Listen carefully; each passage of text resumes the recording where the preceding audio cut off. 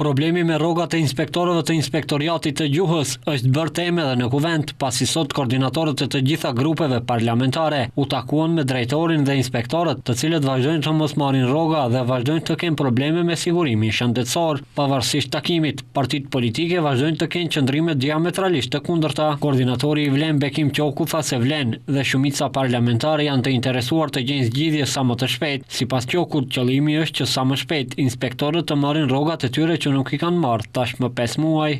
Përpiqemi mos e politizojmë këtë të çështje në kurrizën, hallin e punonjësve e qytetarëve që punojnë aty.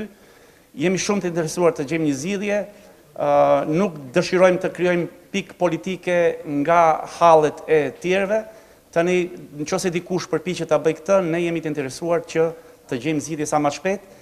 Subjektiviteti juridik i inspektoratit në fakt mbetet në kuadër të Ministrisë të Drejtësisë.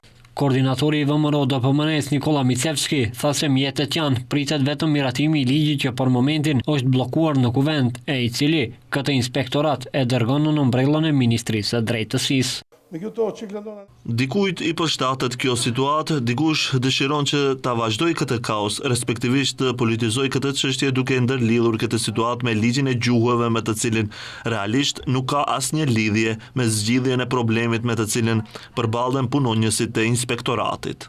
Blerim Bezreti nga Fronti Evropian tha se si grup parlamentar nuk do ta mbështesin ligjin në fjalë, sepse sipas tij qëllimi i shumicës është që të humbin statusin juridik të këtij inspektoriati që lindi në bazë të një ligji të veçantë.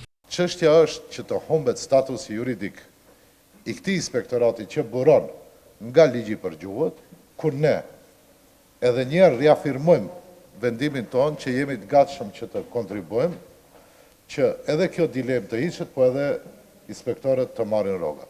Përgjithësia tani mbetet shumicës parlamentare. Por Oliver Spasovski në lidhje social-demokrate, ky problem ka lindur si shkak i padijes së shumicës dhe mënyrës se si ata sjellnin ligje pa i pasur parasysh pasojat. Jeni dëshmitar se për çështje të cilët merren vesh VMRO, Vlen dhe Znam, nëse duhet të mbesin në kuvent deri në 2 në mesnatë me të vetmën arsye të përfundojnë punët të cilët atyre u përshtaten. Mjafton të shihni sa ligje janë sjell me procedurë të përshpejtuar për të vendosur kushte që dikush të emërohet drejtor, kurse 6 muaj deri më sot nuk kanë mundur të ulen për të diskutuar për fatin e njerëzve dhe familjeve të tyre që punojnë në këtë inspektorat.